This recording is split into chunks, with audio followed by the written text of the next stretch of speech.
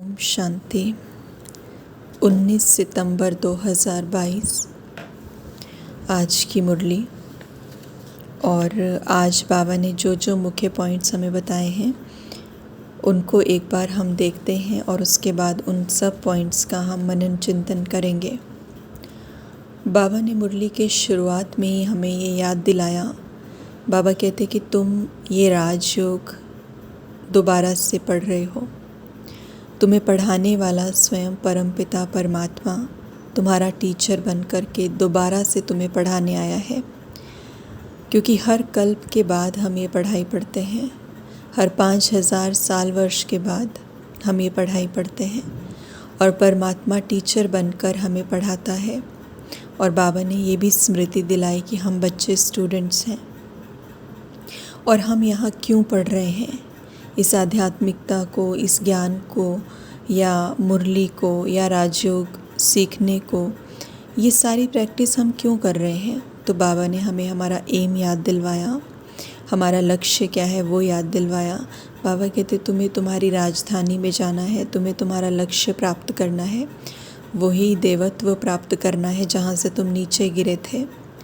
तो आज बाबा ने पढ़ाई का बताया, पढ़ाई के विषय में बताया, टीचर कौन है उस विषय पे बताया, हम स्टूडेंट्स हैं ये याद दिलाया और हमें करना क्या है एज अ स्टूडेंट वो याद दिलाया।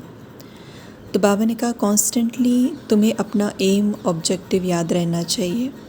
मुझे क्या बनना है ये कॉन्स्टेंटली याद रहना चाहिए। क्योंकि जैसे एक नॉर्मली किसी स्टूडेंट को जो स्कूल जाता है या डिग्री लेता है उसको पता होता है मैं क्या डिग्री ले रहा हूँ, मैं क्या पढ़ रहा हूँ और मुझे क्या करना है, मुझे इसके बाद किस फील्ड में जाना है, मुझे मेरे जीवन का लक्ष्य क्या है, उद्देश्य क्या है। He knows very well. तो उसी तरह से बाबा हमें याद करा रहे हैं कि तुम इस पढ़ाई को पढ़ रहे हो तो तुम्हारे जीवन का लक्ष्य क्या है। दैट लक्ष्य, that goal should be very clear to you. बहुत बहुत क्लियर होना चाहिए। और आज बाबा ने कहा कॉन्स्टेंटली उस एम की याद रहनी चाहिए, उस लक्ष्य की याद रहनी चाहिए। जो कि अगर हम इसी कॉन्टेक्स्ट में चेक करें तो अगर पूरे दिन की दिनचर्या को हम देख सकते हैं, चेक कर सकते हैं, हम कईयों से बात करते हैं, हम संबंध में संपर्क में आते हैं, हमारी इंटरेक्शंस होती हैं, हम काम करते हैं, ऑफिशियल वर्क, घर का जो भी काम है वो करते हैं।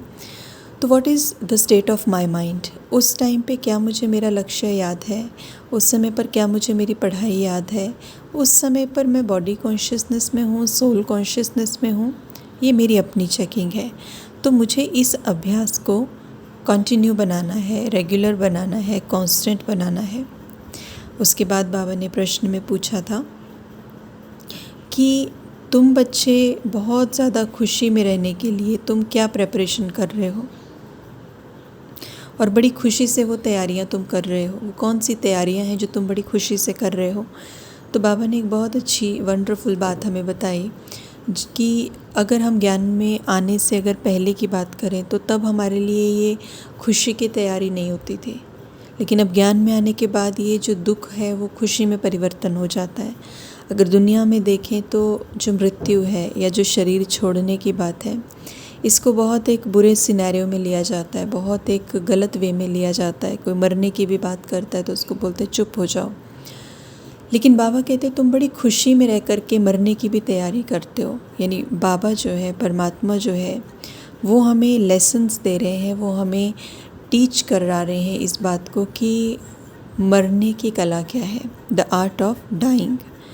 मर जाने की कला क्या है। तो माना कहने का भाव ये है कि परमात्मा ये कह रहे हैं कि तुमको पता है तुम ओरिजिनली कौन हो।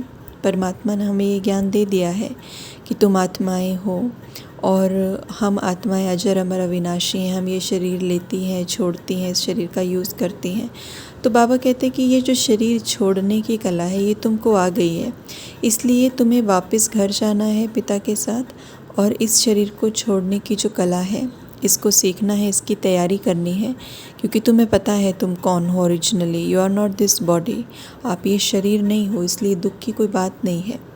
तो इसलिए बाबा ने बताया कि ये जो तैयारी है बाप के साथ जाने की, इस तैयारी को सतो प्रधान बनने की, ये जो आर्ट है, आर्ट ऑफ डाइंग, बाबा कहते हैं ये तैयारी तुम बड़े अच्छे तरीके से करते हो, बड़ी खुशी में करते हो। Because now you know the truth. अब तुमको पता है कि ट्रूथ क्या है, सच्चाई क्या है। फिर बाबा ने वाणी के सार में, मुरली के सार में बहुत सारी बातों से हमें याद दिलाया कि बाबा टीचर है और बाबा हमें क्यों पढ़ा रहे हैं। बाबा ने कहा मैं तुम्हें एक साधारण मनुष्य से देवता बनाने के लिए पढ़ा रहा हूँ, तो तुम्हारा एम ऑब्जेक्ट तुम्हारी बुद्धि में हमेशा रहना चाहिए, हमारे इंटेलेक्ट में हमारा एम ऑब्जेक्ट रहना चाहिए। हम क्यों पढ़ रहे हैं, हमारा लक्ष्य क्या है, कौन मेरा टीचर कौन है। तो ये सारी बातें बाबा ने कहा तुम्हारी बुद्धि में बड़े अच्छे से स्टोर हो जानी चाहिए। फिर बाबा ने एक जगह पे ये भी बताया कि बच्चे इस स्पिरिचुअल पढ़ाई में, इस आध्यात्मिक जीवन में थक नहीं जाना, हमें थकना नहीं है। और बाबा ने कहा मुझे याद करना है, मेरी समझाने को याद करना है, उसको अप्लाई करना है। और बाबा कहते मुझे याद करेंगे तो तुम्हारे विकर्म विनाश हो जाएंगे। और आज विशेष बाबा ने इस पढ़ाई की महत्व को बताया है, टीचर के महत्व को बताया और हमारे लक्ष्य को बताया है। साथ के साथ में बाबा ने भोजन के लिए बहुत सारी डायरेक्शंस दी हैं, वो हम धारणा वाले पॉइंट्स में देखेंगे। तो बाबा ने धारणा में कहा कि जब भी हम भोजन बनाते हैं या जब भी हम भोजन खाते हैं तो बाबा ने कहा that should be in remembrance, वो परमात्मा की याद में होनी चाहिए। भोजन बनाएं भी परमात्मा की याद में और खाएं भी। तो बाबा ने कहा तब तुम हेल्दी बन जाएंगे, मेंटली फिज़िकली तुम हेल्दी बन जाएंगे। और बाबा ने कहा कि प्रोसेस क्या होना चाहिए, जब खाना खाते हैं तो ये समझना चाहिए कि शिव बाबा मेरे साथ बैठे हैं और मेरे साथ बैठ कर के खाना खा रहे हैं, हम दोनों साथ में खाना खा रहे हैं।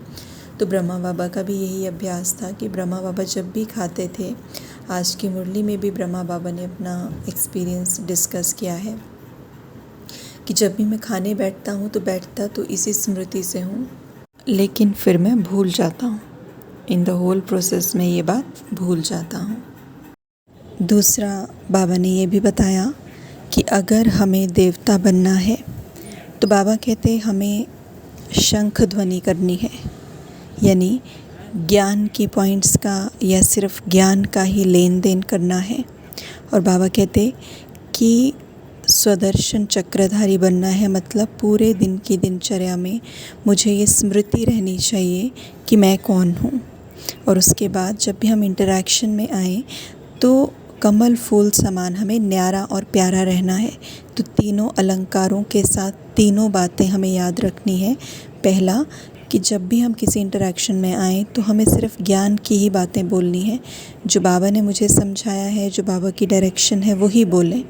और उसके बाद मुझे अपने स्वरूप में स्थित होकर के वो सारी बातें करनी है और न्यारा और प्यारा रहना है। तो शंख, सुदर्शन चक्रधारी और उसके बाद कमल का फूल।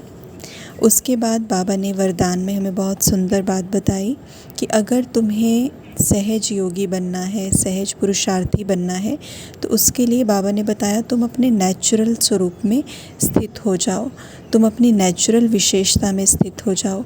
जैसे कोई रॉयल घराने की आत्माएं होती हैं, तो जो रॉयल घराने की आत्माएं होती हैं वो क्या करती हैं, उनको ये स्मृति रहती है कि हम किससे बिलोंग करते हैं, क्या हमारा घराना है, हम राज्य अधिकारी हैं, ये किंगडम हमारी है, ये राजधानी हमारी है, ये महल हमारा है।